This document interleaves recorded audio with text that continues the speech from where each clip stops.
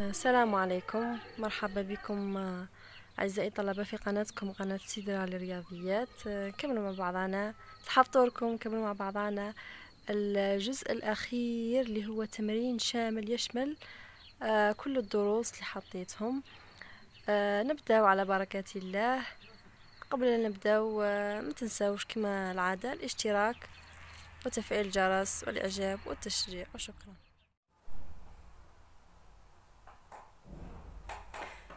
هنايا عندنا كما قلنا تمرين شامل اللي هو تمرين بكالوريا 2008.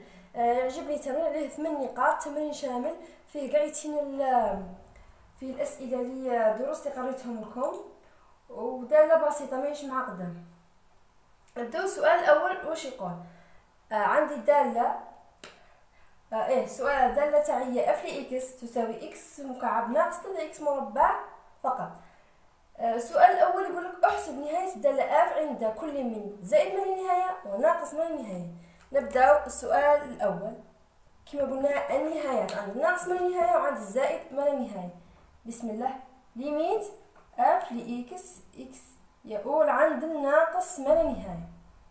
كما قلنا حنايا في الدرس تاعنا في تاع النهايات باللي داله كثير الحدود، نهاية الدالة كثير الحدود عند الناقص أو الزائد من النهاية. عند هذو زوج، عند الناقص من النهاية أو الزائد من النهاية، كثير حدود هي نهاية أكبر حد. اش معناتها؟ معناتها ليميت تاع الدالة تاعي نجيبها هي وراها إكس أس 3 ناقص 3 إكس مربع عند الإكس يقول ناقص من النهاية أو الزائد من النهاية، هي نفسها عند هنا هي نفسها نهاية عند أكبر حد، هي نفسها ليميت عند إكس مكعب. هذه معلومة لازم ندوها، هي النهاية عند أكبر حد وتساوي عند إكس يقول قلنا ناقص من النهاية. نعوض هنايا عادي، نعوض ليميت ناقص من النهاية كما قلنا مكعب، ناقص من النهاية في ناقص من النهاية تخرج لي زائد من النهاية، نزيد نضربها في ناقص من النهاية تخرج لي ناقص ما لا نهاية، ناقص ما لا نهاية.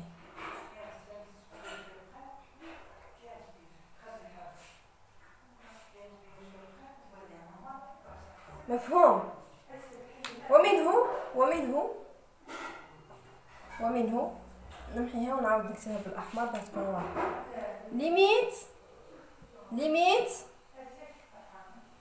اف لإكس إكس يقول ناقص ما لا نهاية تساوي ناقص ما لا نهاية. نجو هنايا النقطة الثانية. ليميت اف لإكس إكس يقول زائد ما لا نهاية.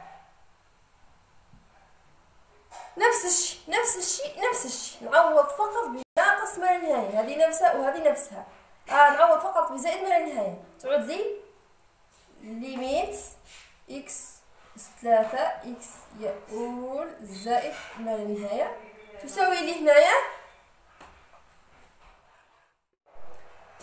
هنايا قلنا ليميت إكس أس 3 هي نفسها معوض بالزائد ما لا نهاية، ليميت معوض بالزائد ما لا نهاية مكعب. هنا طبعا تبقى كما هي لأنه هنا إشارة موجبة تبقى موجبة. سيقول زائد ما نهاية تساوي لي زائد ما لا نهاية. هنايا كملنا السؤال تاع النهاية. نجو السؤال الثاني اللي راح يقول السؤال الثاني يقول احسب اف فتحة المشتق 2 احسب اف فتحة. نحسب المشتق عادي كما قريناه. عندي اف فتحة لإكس يساوي هنا عندنا اشتقاق دالة كثير حدود. نعاود نشرح شرح خفيف. عندي قلنا هنايا عندي إكس أس 3 نجيب 3 نهبطها هنا ونخلي الإكس وروح الفوق. هنا عندي 3 كانت عندي 3 الفوق نقص منها 1 تخرج لي 2 فقط. انتهى. نزيدهم على اللي بعدها. هنا نخلي الناقص خليها، 3 نخلي ليها، نروح نشتق الاكس وحدها، الاكس مربع وحدها. اكس مربع المشتق تاعها هو، قلنا نهبط التربيع ونخلي ثم الواحد تولي لي 2 اكس. هنا نخلي بيناتهم ضرب، نخلي بيناتهم الضرب، معناتها المشتق هنا شو يعود لي؟ ناقص 6 اكس ناقص 6 اكس. هذا هو المشتق. هذا السؤال الثاني. استنتج اتجاه تغير الدالة اف ثم شكل جدول تغيراتها. هنا هذا السؤال اللي راه كيفاش نستنتج اتجاه تغير الدالة؟ احنا عندنا اشارة الدالة اف، اتجاه تغير الدالة اف باه نحسب وقت تعود متزايدة وقت تعود ناقصة، يليق لي نحسب اشارة اف فتح. هذه نحسب الاشاره نتاعها وقت تعود موجبه وقت تعود سالبه، باش نلقى الاشاره الداله وقت تعود مزايده وقت تعود ناقصه. هذه وقت موجبه وقت سالبه، داله وقت مزايده وقت ناقصه. هنايا باه نعرف هذه وقت موجبه وقت سالبه، اول حاجه لازم نسويها للصفر. من عندي انا نسويها للصفر. هذا السؤال قلنا باء، هذا الف وهذا باء. انا لازم نروح نسوي اف فتحه للصفر، لازم نسويها 3 اكس مربع ناقص 6 اكس، نروح نسويها للصفر ونحسبها. لازم نخرج اكس. هنا عندي زوج طرق، نحب نحسب نستعمل دلتا، نحب نستعمل الاختصار فقط. ها راه باين نقدر نخرج هنا عامل مشترك وهنا عامل مشترك ويخرج لي. بصح انايا نحسب بالدلتا لانه الدلتا هي اللي رانا فاهمينها ورانا حافظينها، هذه تاع استنتاج فقط، تاع واحد يخدم راسو.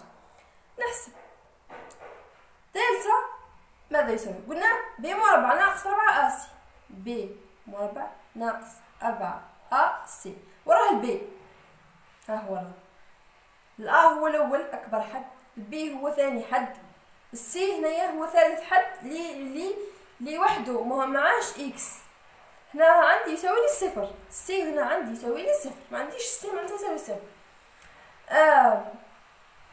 نبداو بي وراه، بي هو ناقص 6، بي مربع معناتها ناقص 6 دير بين قوسين مربع، ناقص 4 نخلي عليها تاع قانون، ديما ناقص وربعة نكتبهم انا من عندي، والأ نروح نكتبها هي وراها 3. السي اش قلنا هنا صفر، معناتها هذا الأ كل يروحوا بالصفر، معناتها يبقى لي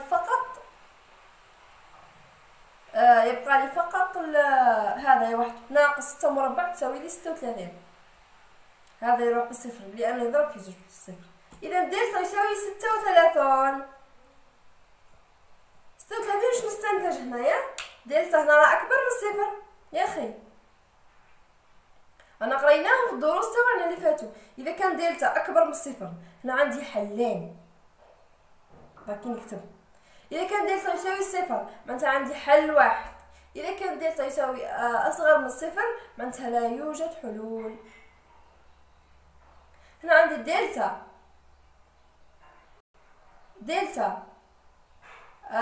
أكبر من الصفر معناتها عندي حلين، باقي نحسب هذا الحلول. هذا الحلين الاثنين باقي نحسب. هنا عندنا قلنا كيما مادام دلتا أكبر من 36 دلتا أكبر من الصفر تساوي 36 معناتها عندي حلين. ها ورا الحل الأول والحل الثاني. الحل الأول هو ناقص ب تاع الدالة اللي رانا ندرس فيها، مش تاع الدالة الأولى تاع المشتق هذا. ناقص ب ناقص جذر دلتا، البي هو وراه قلنا أول حد، ناقص ب ناقص جذر دلتا على 2 على 2 هنا ناقص ب زائد جذر دلتا على 2 نحلو بكل بساطة. وراه البي ها وراه. هنا حاجة لازم نلاحظوها، هنا الناقص هذه نكتبها أولا تاع قانون مش تاع الناقص، هذه أولا نكتبها ولا نجيب البي تاعي كومبلي هو ناقص 6. هذه ما تخلطكمش، هذه ناقص تاع قانون اللي راهي مكتوبه اصلا في القانون، وهذه الناقص هي اللي راها مكتوبه في الداله، معناتها نضربهم في بعضها معناتها يعودوا لي زوج ناقص ثاني تاع قانون جذر دلتا جذر دلتا جذر 36 تساوي جذر 36. لكن نحسبها تساوي 6 بصح انا بلا نكتب فيها على 2 هاي وراها 3 في 2 تساوي 6 على 6. نحسب بكل بساطة. ناقص في ناقص تساوي زائد 6 ناقص 6 جذر دلتا تساوي 6. تعطيك 6 ناقص 6 على 6 تخرج لي هنايا 0. الحل الأول يخرج 0. هنايا نفس الشيء نفس هذه إذا هذه الإشارة غيرها تعود لي زائد تعود لي ناقص 6 زائد جذر 36 على 6 تساوي 6 زائد 6 تقسيم 6 6 زائد 6 12 تقسيم 6 تساوي 2.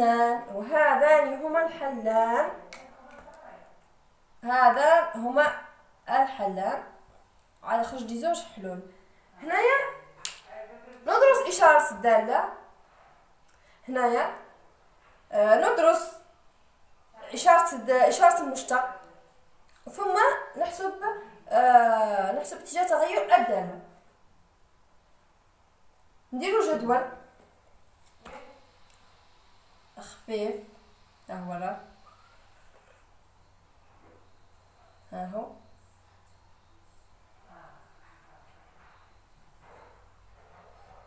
يلا نديرو هاك باه يكون عندنا هنايا عندي اكس، هنا عندي ناقص ما لا نهاية، عندي زائد ما لا نهاية، هنا عندي اف فتحة لاكس، هنا عندي إشارة اف لاكس. هنا عندي ندير هاد الأرقام اللي خرجولي اللي نعدم عندهم 0 و 2. هنايا تنعدم الدالة عند 0 وعند 2. هنا نحسب هنا قبل ما نبداو نحسب الإشارة. هنا قانون قاعدة عطيتها لكم باللي كيعود عندي كيما هاك الإشارة. هنا كيفاش نحسبها؟ هذه أنا نحفظوها بين مجال الجذرين عكس إشارة أ، بعد مجال الجذرين مثل إشارة أ. هنا هاي بين مجال الجذرين، هاي ورا اللي بيناتهم عكس إشارة أ، ورا إشارة أ، هاي ورا الأ 3 عكس إشارتها، هي راه موجبة عكس إشارتها تولي سالبة. وهنايا ومن العكس، هنا درنا سالبة نديرو هنا الموجب وهنا الموجب. نتأكدو راكي باه ما نكونوش خاطئين، نتأكدو نجيبو هنايا رقم بين هذون زوج، رقم بين 0 و 2 هو الواحد. نعوض الواحد نعوضو هنايا، واحد مربع تساوي 1 ضرب 3 3 ناقص 6 ضرب 1 تساوي 3 ناقص 6 تخرج لي ناقص 3. هاي وراها إشارتها بالناقص. أيضا نفس الشيء كنعوض هنا أو كنعوض هنا يخرج لي نفس الشيء. هنايا كما قلنا إشارة اف هنا مادام موجب الإشارة تعود متزايدة. مش الإشارة هنا ليست الإشارة، هنايا اتجاه تغير، اتجاه التغير معناتها موجبة أم سالبة. هنا متزايدة، هنايا متناقصة، هنايا متزايدة. نحسب هنايا نحسب معوض 2 والصفر نعوضهم بالدالة 2 مكعب تخرج لي 8 ناقص 2 مكعب 8 ناقص 3 في 4 ناقص 12 تخرج لي ناقص 4 ناقص 4. هنايا تخرج لي ناقص 4 والصفر هنا باينة تخرج الصفر.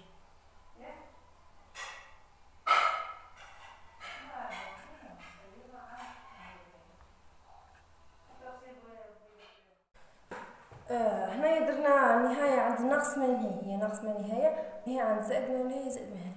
معناتها الجدول هذا لازم نعمرو باش نقدر نرسم مرة أخرى. نجيو للسؤال الثالث. السؤال الثالث يقول بين أن المنحنى الاستئاف يقبل نقطة انعطاف يطلب تعيين إحداثياتها. كيفاش نبرهن أو نبين أن المنحنى يقبل نقطة انعطاف؟ قانون عندنا نجيبو المشتق الثاني. المشتق الثاني انت مشتق المشتق، انت هذا المشتق نعاود نشتقو، يعود لي المشتق الثاني، يعود لي قلنا المشتق الثاني نجيبوه نديروه يساوي صفر. اذا انعدم، اذا لقينا قيمه ثم، معناتها اذا كان يساوي صفر، معناتها يوجد قيمه، اذا قدرنا نلقاو اكس بحيث انه اف فتحتين يساوي صفر ثم يغير اشارته، معناتها المشتق الثاني ينعدم ويغير اشارته. يغير اشارته معناتها اشارته او كانت موجبه ولا سالبه، او كانت سالبه ولا موجبه، معناتها متغيره. هنايا نقولوا باللي النقطه باللي المنحنى يقبل نقطه انعطاف فاصلتها اللي لقيناها الاكس اللي لقيناه، ثم نعوض في الداله الاصليه. لكن نشرح مزيان. قلنا هنايا نبداو فتحتين اف فتحتين اللي هي مشتق المشتق، نجيبو هذا المشتق الاول نشتقه، نشتق اف فتحتين 3 اكس مربع مشتق تاعها، قلنا 3 تبقى 2 تهبط في 2 اكس، هذيك تعود لنا 1 بصح انا ما نكتبهاش، ناقص 6، معناتها بالمجموع قاعدين يعود لي 6 اكس ناقص 6. هذا هي المشتق الثاني. انا نجرب نساويه للصفر، نديرو يساوي صفر. شراح يخرج لي؟ الحل هو يخرج هنايا، ندير بالجهه من جهه والمعاني من جهه، 6 نجيبو منا يعود لي 6 اكس يساوي ناقص 6 نجيبها منا، مش 6 ناقص 6 نجيبها منا ونعكس اشارتها تولي لي زائد 6، تخرج لي 6. ثم الاكس تخرج لي 6 على 6 يخرج لي 1، الاكس يساوي 1. هنا لقينا القيمه، هنايا مادام باللي اف فتحتين ينعدم، معناتها عنده قيمه هنا وين ينعدم، معناتها حققنا الشرط الاول اللي هو تاع نقطه الانعطاف. لكن نشوف الشرط الثاني، نروح ندرس اشارته، اشاره خفيفه هاك ندرسو. هنا عندي اكس يساوي 1 ينعدم، هنايا قبل الواحد نجربو نعوضو بالصفر، هو خرج لي ناقص 6، هنا نعوضو بالصفر، تخرج 6 في الصفر صفر، ناقص 6 تخرج لي ناقص 6، معناتها بالناقص، ناقص 6 معناتها بالناقص. هنايا بالعكس منا نعوض باثنين، 6 في 2 12 ناقص 6 تساوي 6، معناتها تخرج لي زائد. هنا هاي ولا انعدم وغير الاشاره، كان سالب ولا موجب، هنا انعدم وغير اشاره. اذا النقطه التي فاصلتها اكس يساوي 1 وترتيبها نجيبو الاكس يساوي 1 نعوضوه في الداله الاصليه، الواحد نعوضوه في الداله الاصليه، تخرج لي 1 مكعب ناقص 3 اكس مربع ناقص 3 في 1 مربع، تخرج لي ناقص 2.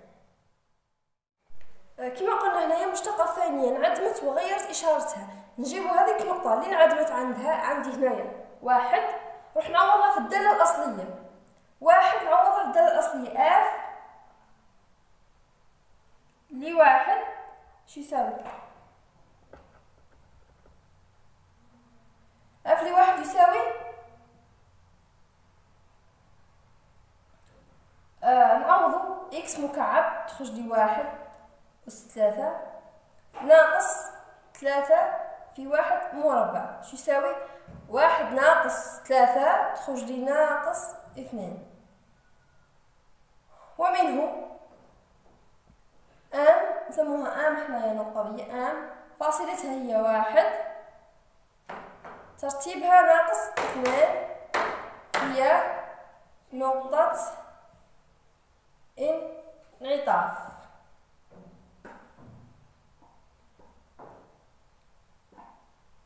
للمنحنى. نجو السؤال الرابع. واش يقول؟ السؤال الرابع يقول اكتب معادلات للمستقيم تي مماس المنحنى سي اف عند النقطة التي فاصلتها واحد. السؤال الرابع معادلة المماس اللي رانا قريناها كامل. ويلي خلاصنا. معادلة المماس القاعدة تاعها نحطوها ثم نطبق. قاعدة معادلة المماس إجراء تساوي اف فتحة لإكس صفر اف فتحة لإكس صفر في إكس ناقص إكس صفر زائد اف لإكس صفر. راكي نجي نشرح. إكس صفر هنا ناخذ نشوفو دايرين إكس وإكس صفر. الإكس هذه تبقى كيما راه، أما الإكس صفر هو العدد اللي عطاه لي. هذه لازم تفرقوا بيناتهم لأنه ديما يكون في أخطاء. نجو اف فتحة لإكس نجيبو اف فتحة ونعوض بها العدد اللي عطاه لي اللي هو واحد، الفاصلة اللي عطاها لي. قال لك عند النقطة ذات الفاصلة واحد معناتها إكس تاعها يساوي واحد. هذا اللي نخدم به برك. نجيبو اف فتحة. اف فتحة عندي تساوي لي اف فتحة 3 إكس مربع ناقص 6 إكس. 3 إكس مربع ناقص 6 إكس نعوض فيها واحد. تخرج لي اصلا نحسبوها باش ما تتلفش، نحسبوها ونعاودو. اف فتحة لإكس صفر واش تساوي؟ نجيبو مشتق قلنا 3 لإكس صفر هو واحد مربع ناقص 6 واحد. هذه اف فتحة واش خرجت لي؟ 3 في واحد مربع. هنا قلنا المشتق نجيبوه مش الدالة الأصلية نعوضو فيه ذاك الواحد. 3 مربع 3 في واحد مربع تساوي 3 ناقص 6 تخرج لي ناقص 3. هذه اف فتحة لواحد. نجيبو اف هذوك زوج راهم كاينين. نجيبو اف لإكس صفر مش فتحة، الاف في جوتها الدالة الأصلية اللي ما اشتقيناهاش نعوض فيها الواحد. نجيبو تخرج لي واحد مكعب ناقص 3 في واحد مربع واش تخرج لي؟ واحد ناقص 3. هذه واحد هذه واحد تخرج لك ناقص 2. نجو هنايا نعوضو عادي. نجيبو الإكراك يساوي بالقدر المغاير إكراك يساوي هذه الأولى نكتبها كما هي ناقص 3 هاي ورا حسبناها في إكس ناقص إكس صفر اللي هي عندي الواحد أعطاها لي زائد هذه اللي حسبناها تساوي ناقص 2. بسطوا حنايا ننشرو ونبسطو. عندي الأعداد قايتين ننشر ونبسط.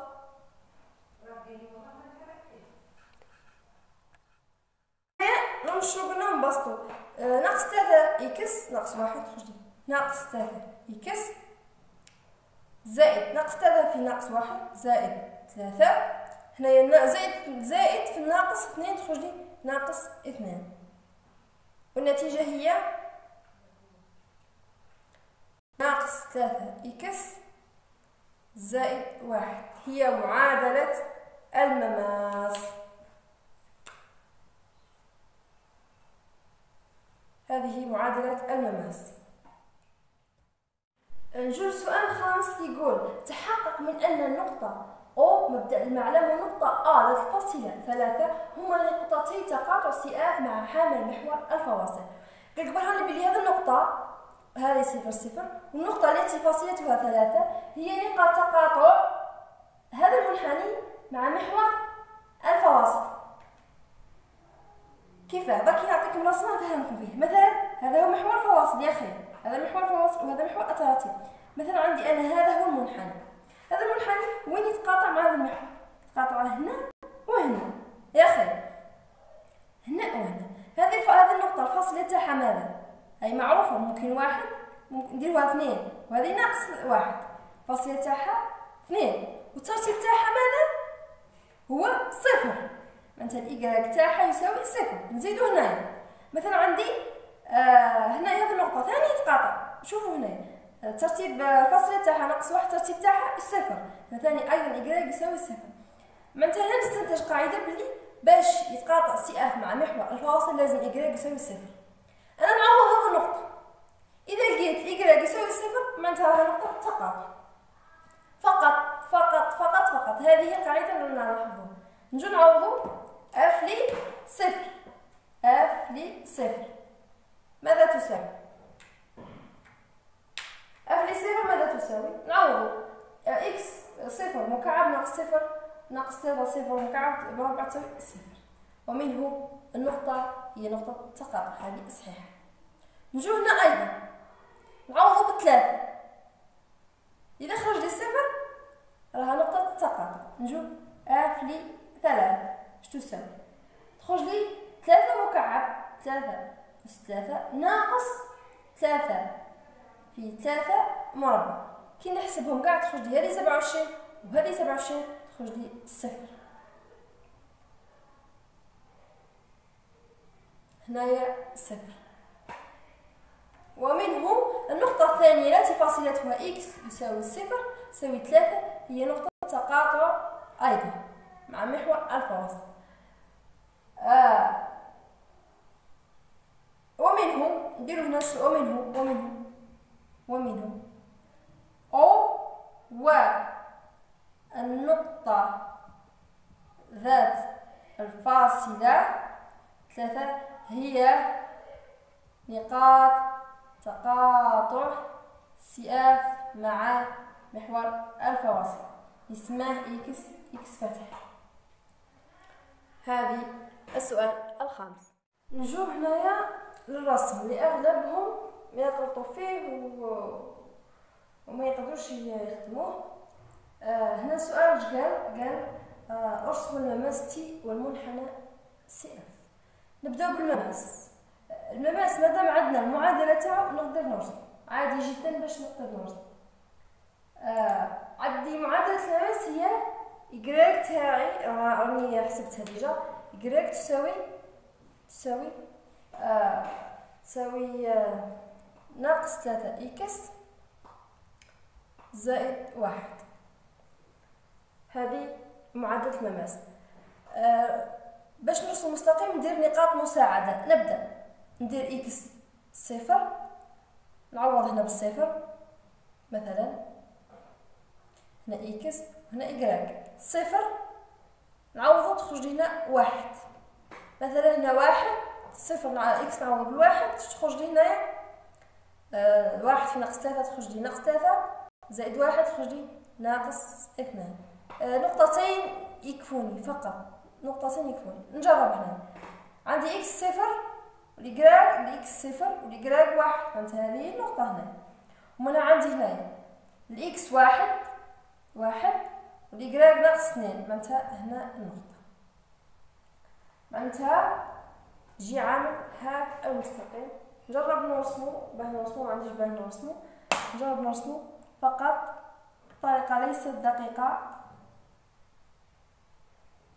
نعم ها جبتو، هذا هو المماس ليس دقيق. طبعا نتوما ترسمو بالمليمتر باش يخرج الرسم دقيق. هنا قالك ارسم مماس. كما قلنا هنا قلت لكم في الرسم في رسم المنحنى نحتاج كل حاجه حليتها انا. نحتاج نقطه الانعطاف، نحتاج نقاط تقاطع سي اف مع محور الفواصل، نحتاج النهايات، نحتاج جدول تغيرات، نحتاج نقطه المماس هذيك باش اللي حسبت عندها المماس نرسمها باش تجيني رسم دقيق. اي حاجه حليتها نحسبها. نبداو هنايا كما قلنا نبداو بالنقاط المساعده اللي راني حليتهم هنايا. مثلا انا قبيل وجدت نقطه الانعطاف، قبيل لقيت نقطه الانعطاف التي فاصلتها 1 وناقص 2 نسموها حنايا ان 1 وناقص 2. هاي ورا هي اللي عندها المماس، هي نقطة الانعطاف. هذه هي نقطة انعطاف، لازم يمر عندها أيضا المنحني. نجو لنقاط تقاطع سياف مع محور الفواصل. ثاني هاي وراها هذه نقطة 0 0. النقطة الثانية هي 3 0. فاصلتها 3 0. نجو 3 0. هذه هنا نقطة. هذو النقاط يمر بهم المنحني. نجو هنايا الرسم تاعنا أمامي. الرسم يقول من ناقص ما لا نهاية، معناتها عند الناقص ما لا نهاية وعند الناقص ما لا نهاية، معناتها يجي هنايا منا راه عند الناقص ما لا نهاية ومنا أيضا عند الناقص ما لا نهاية، معناتها يجي هنايا. مفهوم؟ أي باينة عند الرسم عندي هنايا في جهة الإكس ناقص ما لا نهاية، في جهة الاتجاه تاعي أيضا ناقص ما لا نهاية، معناتها من ناقص ما لا نهاية يجي طالع للنقطة هذه 0، يجي طالع لهذه النقطة اللي هي 0 0 اللي معينتها أيضا إكس تاعها 0 والإيكغيك تاعها 0، يجي طالع هاك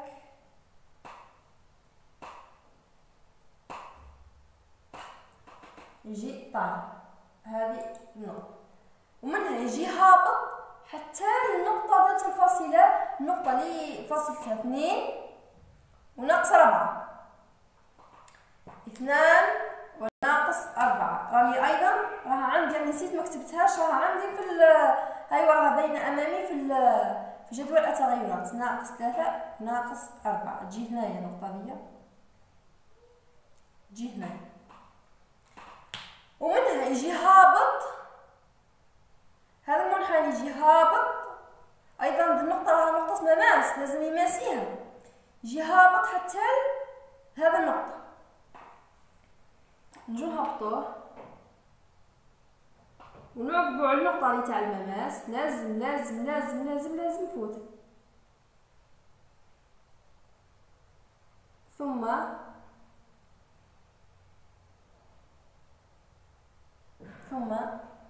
يمر على هذه النقطة ونجي نطلعته، نجي نطلعته حتى زائد ما لا نهاية، عند الزائد ما لا نهاية وعند زائد ما لا نهاية، ويقطع النقطة هذه أيضا، يجي طالع عليها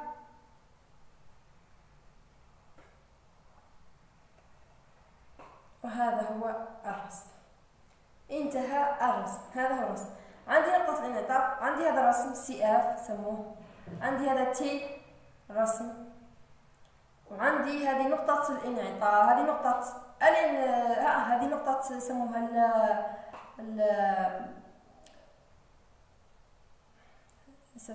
نسيتها والله نسيتها سموها، هذه النقطة نسيت اسمها. وعندي هذه النقطة اسمها نقطة المماس، وأيضا في نفس الوقت نقطة الانعطاف.